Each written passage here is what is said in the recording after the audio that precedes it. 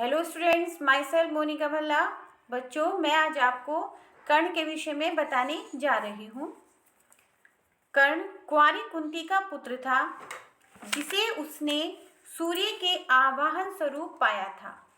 उसे कुंती ने एक पेटी में बंद करके गंगा में बहा दिया था, पर वह अधिरथ नामक सारथी के घर पला। कृपाचार्य की देखरेख में कौरव और पांडव शस्त्र विद्या प्राप्त कर रहे थे। तब उन्होंने इस विद्या में निपुणता प्राप्त कर ली। तब एक भव्य समारोह का आयोजन किया गया। इस समारोह में सभी अपने अपने कौशल का प्रदर्शन करने आए थे। तीर चलाने में पांडुपुत्र अर्जुन का कोई मुकाबला नहीं था। उसका कमाल देखकर सभी दर्शक दंग रह गए। दुर्योधन मन ही मन ईर्ष्या में जल रहा था। अभी मुकाबला चल ही रहा था कि उसी समय खम ठोकते हुए एक रोबीला तेजस्वी युवक मस्तानी चाल चलता हुआ रंगभूमि में प्रविष्ट हुआ। वह युवक अर्जुन के सामने आकर खड़ा हो गया। वह युवक और कोई नहीं, अधिरथ नामक पोषित कर्ण ही था। उसके कुंती पुत्र होने की बात किसी को मालूम नहीं थी। आते ही उसने अर्जुन को ललकारा, अर्जुन, तुमने तो कमाल कर दिया। मैं उनसे बढ़कर कौशल दिखा सकता हूँ। क्या तुम इसके लिए तैयार हो? इस चुनौती को सुनकर दर्शक मंडली में खलबली मच गई। दुर्योधन को विशेष राहत का अनुभव हुआ। उसने उठकर कर्ण का स्वागत किया और बोला, कहो कर्ण, कैसे आए? हम तुम्हारे लिए क्या कर सकते हैं? कर्ण ने कहा, मैं अर्जुन से द्वंद्व युद्ध और आपसे मित्रता करना चाहता हूँ। कृपाचार्य ने कर्ण को सूतपुत्र कहकर द्वंद्व युद्ध की बात टालते हुए कहा, एक राजकुमार से द्वंद्व युद्ध करने का अधिकारी केवल राजकुमार का ही हो सकता है, पर वह तुम कर्ण नहीं हो। इस पर दुर्योधन तुरंत बोल उठा, यदि ऐसी बात है तो मैं कर्ण को अंग देश का राजा घोषित करता हूँ। यह सोचकर दुर्योधन ने सभा भवन में ही कर्ण का राज्याभिषेक कर दिया। अर्जुन ने कर्ण से कहा, कर्ण, तुम वीर हो, पर मत समझो कि वीरता का वरदान केवल तुम्ही को मिला है। प्रतिद्वंदी कोई भी हो, अर्जुन पीठ दिखाना नहीं जानता। अर्जुन की यह गर्वोक्ति कर्ण के मन में चोट दे गई। कुंती कर्ण को देखते ही पहचान गई। वह भय और लज्जा के मारे बेहोश हो गई।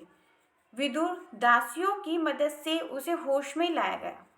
कृपाचार्य ने उठकर कर्ण से कहा, हे वीर युवक, पांडु पुत्र अर्जुन तुम्हारे साथ द्वंद्व युद्ध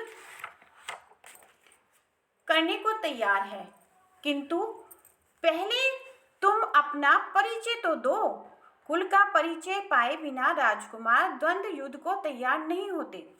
इतने में एक बूढ़ा सारथी अधिरथ, जिसने कर्ण को पाला था, लाठी टेकता हुआ भय से कांपता हुआ सभा भवन में प्रविष्ट हुआ। अब तक कर्ण अंग देश का राजा घोषित हो चुका था। उसने अपना धनुष नीचे रखकर और बूढ़े को पिता मानकर उसके सामने अपना सिर झुकाया।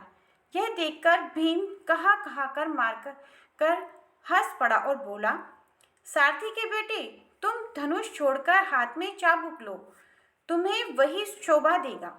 भला तुम कब से अर्जुन के साथ द्वंद्व युद्ध करने के योग्य हो गए? यह सब देखकर सभा में खलबली मच गई। सूरज डूबने लगा। सभा विसर्जित कर दी गई। कर्ण की दानशीलता। कर्ण के जीवन में एक ही घटना घटी। एक बार इंद्र ने कर्ण के साथ छल किया। वे बूढ़े ब्राह्मण का वेश बनाकर अंग नरेश कर्ण के पास आया। उसने कर्ण के जन्मजात कवच और कुंडलों की भिक्षा में मांगा। इंद्र को इस बात का डर था कि कर्ण की शक्ति आगे चलकर अर्जुन के लिए मुसीबत का कारण बन सकती है। अतः उसने कर्ण की ताकत कम करने के लिए यह भिक्षा मांगी थी। कर्ण को सूर्यदेव ने पहले से ही सावधान कर दिया था कि इंद्र कुछ ऐसी चाल चलने वाले हैं, परंतु कर्ण दानवीर थे और वह इसे किसी भी कीमत पर कलंकित नहीं कर सकता था। यह जानते हुए भी इंद्र ब्राह्मण के वेश में उसे धोखा दे रहे थे। कर्ण ने अपने कवच कुंडल निकालकर उसे दे दिए। कर्ण की इस अद्भुत दान वीरता से इंद्र भी चकित रह गए। इंद्र ने प्रसन्न होकर कर्ण से वरदान मांगने को कहा। कर्ण ने देवराज इंद्र से कहा, यदि आप मुझ पर प्रसन्न हैं तो शत्रुओं का संहार करने वाला शक्ति नामक शस्त्र मुझे प्रदान करें। इंद्र ने बड़ी प्रसन्नता से कर्ण को वह शस्त्र दे दिया और कहा, तुम युद्ध में जिस किसी पर इसका प्रयोग करोगे वह अवश्य मारा जाएगा, पर यह ध्यान रहे तुम इस शस्त्र का प्रयोग केवल एक बार ही कर सकोगे। तुम्हारे शत्रु के मरने के पश्चात यह शस्त्र मेरे पास वापस आ जाएगा। एक बार कर्ण की इच्छा हुई कि वह परशुराम से ब्रह्मास्त्र को प्रयोग करना सीखे। वह ब्राह्मण के वेश में उनके पास जा पहुंचा। परशुराम ने ब्राह्मण समझकर उसे अपना शिष्य बना लिया। इस प्रकार छल से कर्ण ने ब्रह्मास्त्र चलाना सीख लिया। एक दिन की बात है, परशुराम कर्ण की जांघ पर सिर रखकर सो रहे थे। इतने में एक काला भूरा कर्ण की जांघ के नीचे घुस गया और काटने लगा। कीड़े के काटने से कर्ण को पीड़ा हुई। उसकी जांघ से खून की धारा बढ़ने लगी। परशुराम की नींद में खलल न पड़ जाए, इस आशंका से कर्ण ने जांघ को तनिक भी हिलाया डुलाया नहीं। जब खून से परशुराम की देह भीगने लगी तब उनकी नींद खुली। यह देखकर परशुराम ने कर्ण से पूछा, बेटा सच सच बताओ तुम कौन हो? तब कर्ण सच को छिपा न सका। उसने परशुराम के सम्मुख स्वीकार कर लिया कि वह ब्राह्मण नहीं बल्कि सूत पुत्र है। वह जानकर परशुराम को बहुत क्रोध आया। उन्होंने कर्ण को शाप दे दिया, चूंकि तुमने अपने गुरु को धोखा दिया है, अतः तुमने जो विद्या मुझसे सीखी है वह तुम्हारे काम नहीं आएगी। इन वक्त पर तुम उसे भूल जाओगे। युद्ध भूमि में तुम्हारे रथ का पहिया पृथ्वी में धंस जाएगा।